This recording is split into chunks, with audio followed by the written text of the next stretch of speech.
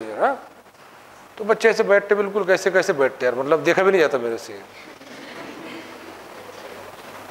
बहुत बुरी बात है। वाटर का मॉलिक्यूलर वेट 18 है, तो हेवी वाटर का मॉलिक्यूलर वेट कितने रहेगा फिर? हाँ 20। एक बात बताओ, बराबर ड्यूटेरियम 2, 2 2 जा 4, 4 and 16। अब अगर मैं बोलूँ कि मेरे पास ऐसा वाटर है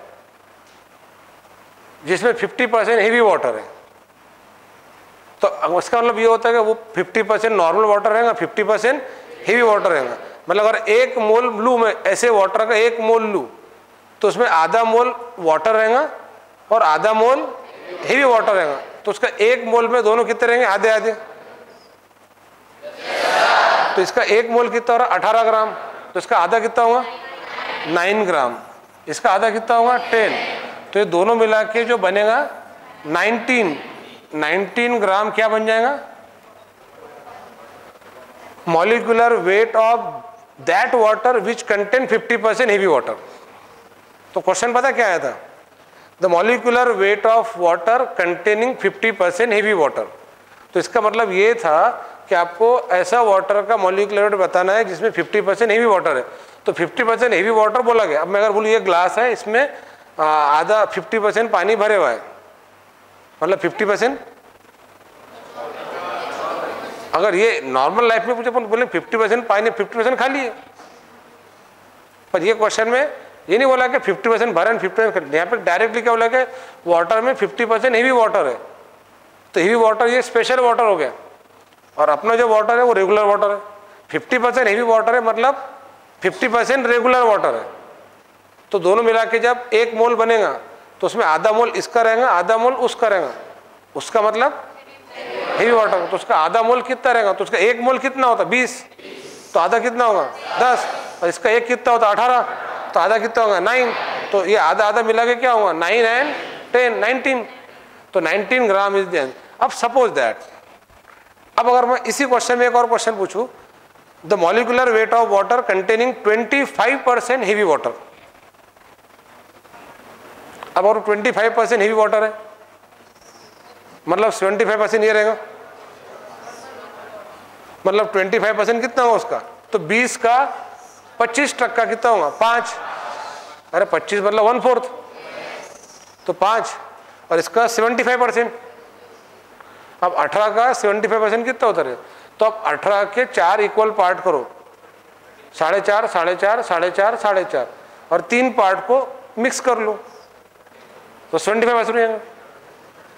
अरे 75% होगा ना, मतलब 13.5, 13.5 और 5, 18.5, 18.5 ग्राम इज द आंसर। अब इसी क्वेश्चन को मैं ऐसा बोलूं, the molecular weight of water containing 75% heavy water. अब 75% हेवी वाटर हो गया, तो 25% ये हो जाएगा। तो आपको 20 का 75% कितना हो रहा? 15। और 18 का 25% कितना हो रहा? 4.5। अरे समझ में आ रहा है? तो 15 और 4.5।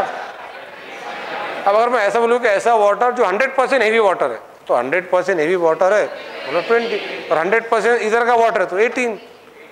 क्वेश्चन समझ में आ रहा है? एक छोटे से पॉइंट पे भी क्वेश्चन आता है। ये मोल कंसेप्ट की खूबसूरती है कि यहाँ पर ना आप एक पॉइंट के अंदर आउट हो जाएंगे। तो अब ज़्यादा सिलेबस के फ्रेम के अंदर ही बात बता रहा मैं आपको, इस तरह से क्वेश्चन नॉर्मल आना चाहिए। और अभी अपन कहा थे वाटर, हेवी वाटर, ये 50% वाले क्वेश्चन चेक कर लेना। उसके बाद हाइड्रोजन धरती पे एकमात्र ऐसा एलिमेंट है जिसके आइसोटोप्स के डिफरेंट नेम है। अगर ऐसा क्वेश्चन है कि the element having isotopes with different names, तो दैट इज हाइड्रोजन। इसको हम क्या कहते हैं? क्लोरीन। इसको भी क्या कहते हैं? क्लोरीन। बट इसको हाइड्रोजन नहीं कहते, इसको प्रोटियम कहते हैं, इसको ड्यूटेरियम कहते हैं, इसको ट्रिटियम कहते हैं। और किसी भी एलिमेंट का जब NP रेशियो पूछा जाता है ना, NP रेशियो, इधर देखो रे, NP रेशियो क्या होता है? NP ratio neutron to proton ratio. आपको न्यूट्रॉन टू प्रोटॉन रेशियो के लिए क्या करना पड़ेगा? पहले न्यूट्रॉन निकालना पड़ेंगे, उसको प्रोटॉन से डिवाइड करना पड़ेगा। इसमें न्यूट्रॉन कितने आएंगे? 3 - 1 2, और 2/1 दैट इज इक्वल टू 2। तो सबसे ज्यादा NP रेशियो ट्रिटियम का है। हालांकि उसकी रेंज पता है क्या है? 1 to 1.6 होती है। तो 1.6 से 2 ज़्यादा है। अब देखो, अगर मैंने बोला कभी 11 Na23 का NP रेशियो निकालो, तो इसमें न्यूट्रॉन कितने, 23 minus 11 that is equal to 12, और 12/11, तो 12/11 क्या आएगा, 1.1, 1.1 रहेगा ना, समझो खत्म। तो NP रेशियो सबसे ज़्यादा किसका है, ट्रिटियम का। इससे ज़्यादा NP रेशियो किसी का नहीं है। तो हाईएस्ट NP रेशियो किसका होगा फिर, ट्रिटियम। तो ये सिंपल हो गया। आइसोटोप समझ में आ गया। फिर आइसोटोप डिस्कवर्ड बाय, आइसोटोप्स ये atoms of same element having same but different atomic. और एक बात ध्यान में रखना, एटॉमिक नंबर जिसका सेम रहा ना, उसकी केमिकल प्रॉपर्टी सेम रहती, क्योंकि एटॉमिक नंबर पर केमिकल प्रॉपर्टी डिपेंड करती, एटॉमिक नंबर पर position in periodic table depend करता। तो आइसोटोप की केमिकल प्रॉपर्टी सेम रहेंगी, हाँ उनकी फिजिकल प्रॉपर्टी डिफरेंट रहती, कि physical property atomic mass number पर डिपेंड करती, एक बात। Then position in periodic table same रहेगा, क्योंकि पीरियोडिक टेबल में जो पोजीशन है एलिमेंट की वो उनके एटॉमिक नंबर पे असाइन की जाती है। तो आइसोटोप खत्म हो गया। इसके बाद अगला आर्टिकल है आइसोबार।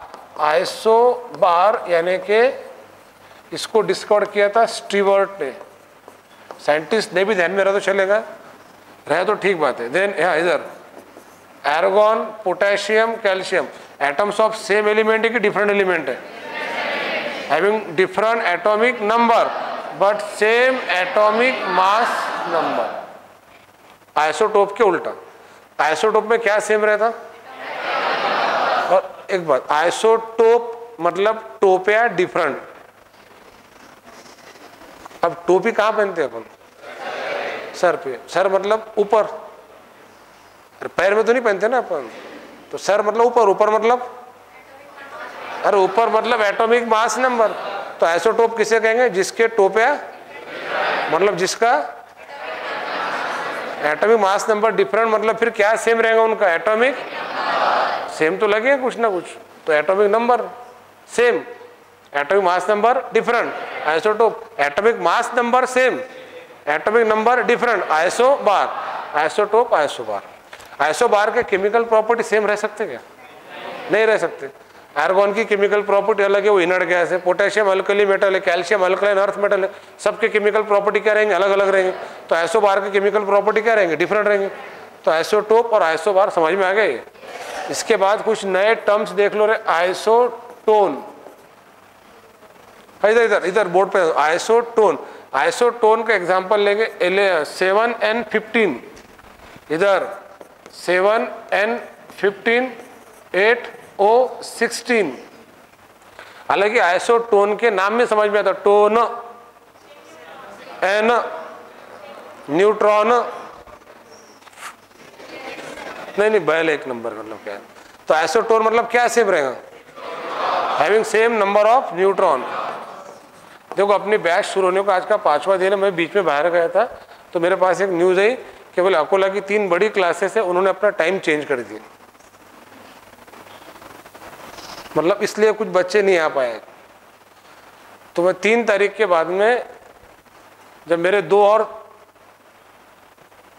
फाइटर वापस आ जाएंगे बायोलॉजी और फिजिक्स वाले, तो 2024 की बैच के लिए तो यहाँ पर तो मैं बहुत ज़बरदस्त ऑप्शन क्रिएट करूँगा। मुझे पता है बाहर वैसे भी आपकी कंडीशन कुछ खास नहीं है।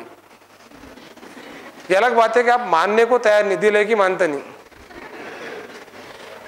अपन जो बच्चा ट्रस्ट करेगा उसके लिए तो बहुत कुछ अपन करेंगे। ये अलग बात है अगर आपको ये जो ना मतलब 4 दिन नहीं हुए अपने बैच को, अभी टाइम टेबल चेंज बहुत सारे लोगों का। तो अपनी दूसरी बैच ऑप्शन में 11 से 1 भी है, ठीक है। तो 11 से 1 भी बैच है। मैं दोनों बैचेस के अंदर सेम प्रोपोर्शन में केमिस्ट्री पढ़ाने वाला हूँ। लगे तो एक दिन अपने दोनों बैच करके देना, वो सिर्फ वो बैच 2 दिन पीछे है। जैसे अभी अपन 2 दिन आगे चल रही है, बैच 20 को स्टार्ट हुई तो बैच 22 को स्टार्ट हुई। तो मैंने पहले से सोच के रखा था, मुझे पता था कि एक बैच में नहीं जमेगा। तो जो केमिस्ट्री के 2 बैच है, एक शाम में 6 से 8 है और सवेरे 11 से 1 है। तो कितना चेंज करेंगे, एक तो दोपहर में रखेंगे तो सवेरे, और सिर्फ मतलब टाइम चेंज करके पूरे क्लास के बच्चों डिस्टर्ब करेंगे तो बच्चे भी कब तक बर्दाश्त करेंगे तो करते रहेंगे फिर। पर अपने यहाँ पे समझो अगर कोई बच्चा केमिस्ट्री उसका अच्छा हो रहा है और फिजिक्स बायोलॉजी के लिए मैं 3 दिन उसको बैठने का चांस दूंगा 3 तारीख के बाद, तो अगर अभी भी सपोज वो बैच को ये यहाँ कर लेगा ना, तो यहाँ पर अपन एक ही बैच बना रहे शाम की और एक बैच बना रहे सवेरे की, और दोनों बैचेस के अंदर सिर्फ 3 टीचरें पढ़ाने के लिए, है ना, पूरा थॉरली सिलेबस एकदम जो है ना। ये भी फास्ट ट्रैक बैच है, सवेरे की भी तो फास्ट ट्रैक ही बैच हो। 8-8 7.5-8 महीने के अंदर सिलेबस होगा। और वो बैच का खास बात ये है कि इस बैच के अंदर एक रिकॉर्ड बनाना है अपनों को कि भाई 2024 के एग्जाम के लिए कुछ क्लासेस 2 साल से पढ़ा रहे थे और अपन 1 साल तो गायब ही थे, और फिर वापस आए और फिर स्टार्ट करें। तो बिलीव मी, मतलब वो यानी ये एक पॉइंट अपने नाम पे लिखा जाना चाहिए कि भाई अपन कंपटीशन में बहुत लेट आए, तब भी 700 प्लस यहाँ पे लाके दिखाएंगे 2024 के अंदर इंशाल्लाह, ऑफलाइन ऑनलाइन दोनों से। और वो टारगेट ही अपना मिशन।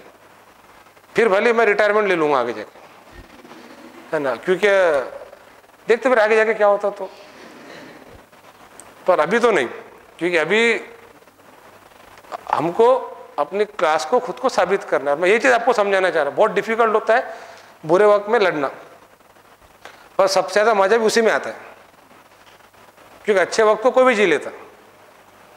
अभी आपका बुरा वक्त आना बाकी है, और आपका सच में बहुत बुरा वक्त आने वाला है, क्योंकि आपको डिप्रेशन, टेंशन, एक्सपेक्टेशन, ये सब चीज़ें पता चलेंगी जब रियल में आपकी एग्ज़ाम पास में आएंगे। तो उससे बचने के लिए खुद को बहुत स्ट्रांग बनाओ, सुस्ती छोड़ो, आलतू फालतू चीज़ें खाना पीना टाइम पास करना बंद करो, हेल्थ को अच्छी रखो, अच्छा डाइट रखो, थोड़ी एक्सरसाइज करो, और ताकत से 15-15 घंटे मेहनत करो। और ऐसा सिर्फ कुछ दिन करो, तो आपकी पर्सनैलिटी पूरी चेंज हो जाएंगी फिर। ठीक है, अगर मैं कमज़ोर रहता, मेरे जगह कोई भी टीचर रहता ना, वापस आके खड़े नहीं रहता यहाँ पे, क्योंकि अभी आपको 11 महीने 2 दिन पता नहीं कि मैंने किस तरीके से जिया करके, वो अगर उसमें 11 दिन भी कुछ जी लेना तो पूरा उसका कॉन्फिडेंस खत्म, पूरा सब खत्म। पर मेरे साथ उल्टा हुआ, मैं हमारे और स्ट्रांग बन गए। ठीक है, तो मेरा कहने का एक ही मतलब है कि अच्छे बुरे वक्त को फेस करने की आदत डालो आप लाइफ के अंदर। कभी भी किसके साथ कुछ भी हो सकता है, मेरे पर से सीखो कुछ भी। अपना समाज बहुत एक्टिव है, समझ में आ रहा है, तो कभी भी कुछ भी हो सकता है। तो बेटा अभी आप जो मैंने बहुत पहले भी क्लास में बताया करता था, शायद मेरे साथ ही हो गया कि मैं बोलता था बच्चों को हमेशा कि आपने इस तरीके से खुद को ट्रीट करना है कि आप कोई भी सिचुएशन को फेस कर सके करके। तो यहाँ पे जो बैच के अंदर भी टाइम का इशू जारी हो, मतलब एक अपना क्लास अभी सिर्फ सिंगल बैच ले रहे केमिस्ट्री, तो कुछ इतने नालायक लोगों को समझना चाहिए अगर अपने क्लास का बच्चा वहाँ जाके केमिस्ट्री में बैठ भी रहा, चलो मान लो बैठ भी रहे, और उसके 180 में से 150 60 70 मार्क्स आ भी गए, तो रिजल्ट तो क्लास के आ रहा ना। पर ये सोच नहीं है। ठीक है, मैं अभी बाहर गया था,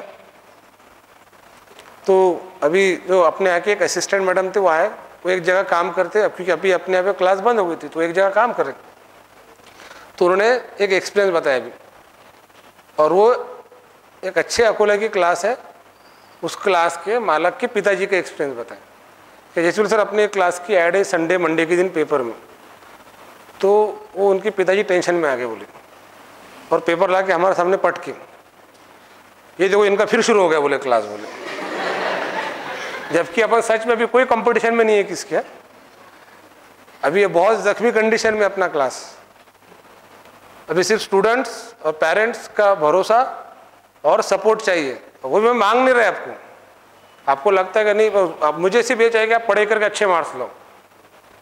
ठीक है, पर ये देखो सिचुएशन कैसी है, कहाँ एक तरफ 2-2.5-3 बच्चे वाला क्लास, कहाँ पे अपन अभी समझो, ये अलग बात है पिछले साल अपन ने निपटा दिए थे उनको, अपन डबल रेट में चल रहे थे। बिलीव मी, मतलब कुछ क्लासेस के एम्प्लॉयज़ भी अपने क्लास के टच में थे, सर अभी हमारा दिख नहीं रहा खरा, आपके यहाँ पे जॉब मिलेगी क्या हमको करके, पिछले साल की बात बता रहा मैं। तो वो सब ठीक एंड सो ऑन है, कोई दिक्कत नहीं है। तो अल्टीमेटली ये है कि भाई आपको ना सिर्फ पढ़ाई पे फोकस करना है, इन सब फालतू बातों पे मेरे कोई भी और किसी बातों में मत जाइए आप। आपने तो किसी भी टीचर की बात में नहीं, सिर्फ पढ़ाई पे फोकस करो। मैं आपको सिंपली क्या कर रहा, यहाँ से लेकर आके 10.5 महीने बाकी है, 8 महीने में आपने सिलेबस पढ़ लिया, तो 2.5 महीने में टेस्ट सीरीज की प्रैक्टिस होंगी आपकी, और 8 महीने के अंदर भी टेस्ट तो लेंगे अपन। जैसे ये संडे जाके अगले संडे से आपके टेस्ट कंटिन्यू स्टार्ट रहेंगे।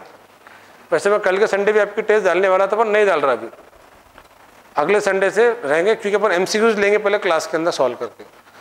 और कल मैं बैच नहीं बुलाया आपकी, मंडे के दिन जो है अपन एमसीक्यू स्टार्ट करेंगे मोल कंसेप्ट के, और एनसीईआरटी बुक का रीडिंग, तो अपन एमसीक्यूज भी लेंगे, साथ में एनसीईआरटी बुक रीडिंग भी करेंगे और नोट्स भी बना के दूंगा मैं आपको। तो 2 या 3 लेक्चर के अंदर अपन वो क्वेश्चन खत्म कर लेंगे विद रीडिंग, और उससे ज़्यादा पढ़ना नहीं है। जब भी ज़्यादा खुजली हो तो ये पहले पढ़ना कि क्वेश्चन जो बनेगा मोल कंसेप्ट का वो ज़्यादा पॉसिबिलिटी इसी में से बनेगा, सिलेबस के बाहर क्या बनेगा क्वेश्चन। तो आप पढ़ने पे फोकस करो। अभी मैं बात कर रहा आइसोटोन, अब जरा सावधान पोजीशन में आ जाओ जरा भी। तो आइसोटोन, टोन में समझ में आता एन, एन मतलब क्या हो रहा है, न्यूट्रॉन। तो आइसोटोन मतलब having same number of neutron. तो न्यूट्रॉन कैसे लेंगे, 15 - 7 8, 16 - 8 8, खत्म। तो ये दोनों एक दूसरे के क्या हो गए, आइसोटोन। ठीक है, ये वैसे भी आइसोटोप तो नहीं है। आइसोटोप में एटॉमिक नंबर क्या होता है, सेम होता है। आइसो बार में क्या होता है, एटॉमिक मास नंबर। ना तो इनका एटॉमिक नंबर सेम है, ना तो एटॉमिक मास नंबर। तो ये आइसोटोन हो गए। तो आइसो हो गए नहीं, चेक करना पड़ेगा न्यूट्रॉन सेम आ रहे क्या। क्योंकि अपन आगे अभी इसके बाद क्या देखने वाले हैं, ना तो आइसोटोप है, ना ही वो आइसो बार है, ना ही वो आइसोटोन है, वो आइसो डायफर है। फिर आइसो डायफर कब होता है, तो पहले आइसोटोप कब, जब atomic number same, atomic mass number different. Isobar कब, जब atomic mass number same, atomic number different. Isotone कब, जब न्यूट्रॉन नंबर सेम, जब न्यूट्रॉन नंबर। अब अपना अगला पॉइंट है आइसो डायफर लेने से पहले एक छोटा सा कंसेप्ट है आइसोटोपिक नंबर। आइसोटोपिक नंबर तो क्या होता है, 11 Na23 और 12 Mg25। जो अच्छे ध्यान से देखो, क्या ये आइसोटोप है, नहीं है। आइसो बार है, नहीं है। 23 - 11, इसके अंदर न्यूट्रॉन कितने हो रहे, न्यूट्रॉन कितने हो रहे, 12 हो रहे। इसमें न्यूट्रॉन कितने हो रहे, 13 हो रहे। 25 - 12 मतलब इनके न्यूट्रॉन भी सेम, मतलब ये आइसोटोप भी नहीं है, आइसो बार भी नहीं है, आइसोटोन भी नहीं है। अब इनका अपन निकालेंगे आइसोटोपिक नंबर। तो आइसोटोपिक नंबर बेटा n - z होता, मतलब आप पहले न्यूट्रॉन निकालो और उसमें से z माइनस करो। और न्यूट्रॉन कैसे निकालते हैं अपन, ऊपर की टर्म में से नीचे की टर्म क्या करते हैं, माइनस, और जो आएगा उसमें से फिर नीचे की टर्म माइनस करेंगे। मतलब कितनी बार नीचे की टर्म माइनस हो रही, 2 बार। पहले वरची टर्म माइनस, पुन्हा माइनस खालची टर्म। तो वो जो आएगा उसको आइसोटोपिक नंबर कहते हैं। अरे सिंपल है ना, 23 - 11, 12 - 11, क्या बात, वेरी गुड, ये हो गया n - z = 1। तो this number is called as isotopic number. तो what is isotopic number, n - z, और गावरानी में वर्ची टर्म माइनस खालची टर्म, पुन्हा माइनस खालची टर्म। ऊपर की टर्म में से नीचे की टर्म माइनस करेंगे, फिर से नीचे की टर्म माइनस करेंगे, तो जो आएगा उसको हम क्या कहते हैं, आइसोटोपिक नंबर। इसका क्या रहेगा, n - z। चलो बताओ 1। एक बात बताओ, ये नहीं रहा इसका आइसोटोपिक नंबर क्या आ रहा, सेम आ रहा। तो जिनका आइसोटोपिक नंबर सेम आता है उनको आइसो डायफर कहते हैं। तो they are called as isodiapher, iso. तो आइसोटोपिक नंबर। अब अगर ऐसा क्वेश्चन नीट और जेईई में आ जाए कि आपको एक स्पीसीज दी जाए और बोला जाए कि भाई इसका आइसोटोपिक नंबर निकालो, जैसे एक एग्जांपल ले रहा हूं मैं, ये अपन ले रहे कि 26 Fe56, आपको बोला जाए कि इसका आइसोटोपिक नंबर बताओ। तो हाँ चेक कर लो अच्छे से। 56 - 26 कितना आएगा, 30। क्या बात, 30 - 26 4। पर ये पता तो होना चाहिए कि आइसोटोपिक नंबर किसे कहते हैं। तो आइसोटोपिक नंबर वर्ची टर्म माइनस, पुन्ना माइनस, आइसोटोपिक नंबर खत्म होगा। लास्ट पॉइंट, ये पॉइंट बहुत काम का है, ये 2 चैप्टर में आएगा, आइसोस्टर। ये एक्चुअल में कल अपना हो जाना चाहिए था, लिखा था बोर्ड पे, पर अभी क्लियर कर। आइसोस्टर यानी कि 2 ऐसे स्पीसीज जिनके नंबर ऑफ इलेक्ट्रॉन सेम है, मतलब वो आइसो इलेक्ट्रॉनिक है, साथ में उनकी एटोमिसिटी भी सेम है, मतलब having same number of electron and same atomicity. जैसे कि N2 मॉलिक्यूल और कार्बन मोनोऑक्साइड मॉलिक्यूल, तो 2 × 7 दैट इज 14 इलेक्ट्रॉन।